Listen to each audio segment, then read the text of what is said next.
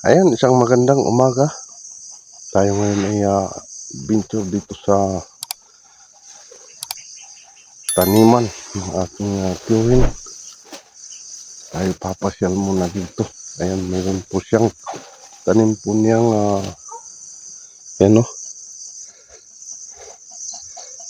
patani. Mayroon po siyang tanim na patani. So ayan na nga, dito aakitin natin ating papasyalan kung anong tanim po dito. Ayan.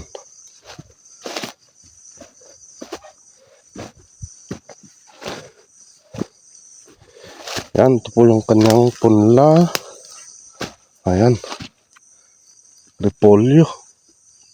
Ito yung kanyang punlang repolyo. Yan, ganyan po ang repolyo. Yan, namamatay yung iba.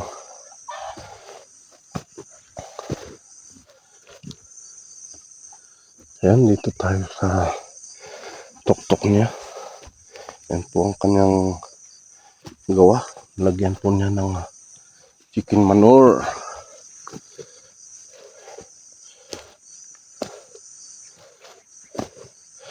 Ayan.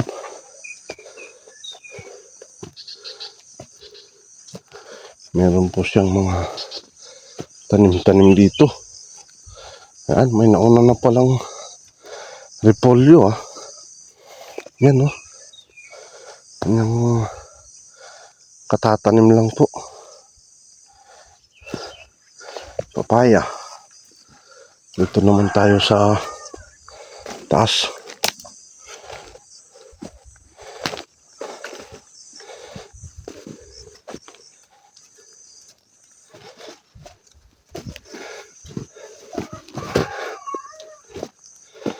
Ayan. Mga tanawin po dito. Ayan, ganda po ng tanawin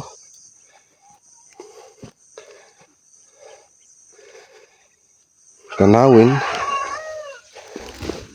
Pag kayo nagtatrabaho, nakatanaw ka doon. Yun ang kagandahan dito. Ayan. Wow. Ganda pala pag dito tayo. Yan, ito na rin po ay unang vlog po natin. Unang vlog, mga ka-adventure. Yan po ang mga tanawin. Yan ang kabundukan. Hindi po kita masyado kasi natakpan na ng mga ulap. Yun Yan, doon po banda ang bilanse. Yan, para makita na. Yan, hindi kita. Talagang mapag. Mapag na po. Dahilan po ng bagyo. Ayan, Bilanse. Doon po ang barangay Bilanse. Naman. Dito naman talagang mapag na naman. Ang hindi kita yung mga kabundukan. Yan po. Hindi po kita dahil sa fog.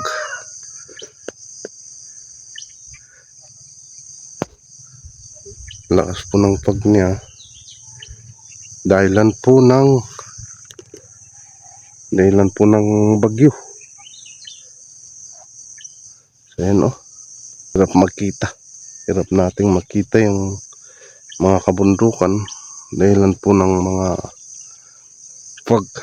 Dahilan po ng ngayon ay rainy season. Ayan. So ayan. Ito yung kanyang mga tinatanim dito. Dragon fruit. Yan ang mga dragon fruit. Mas maganda rito na dito tayo. Kung ako ang may-ari nito, dito ako magpapatayo ng aking kubo. Ganda rito.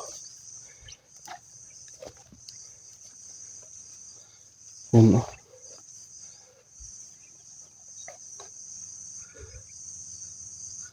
Yan ang kabundukan.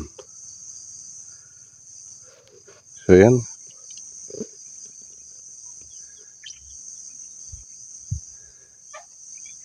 bago ang lahat, sana po suportahan nyo ang ating YouTube channel. Pa-subscribe po at pa-click ng notification bell para updated kayo sa ating mga videos. Yan, hanggang dito na lang po ating videos. Maraming salamat po.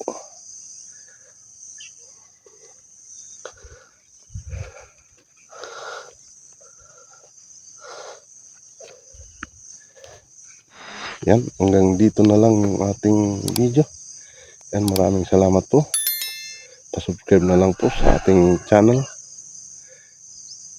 Adventure ni MPL. Yan mga ka-adventure, maraming salamat po. Ingat. God bless po.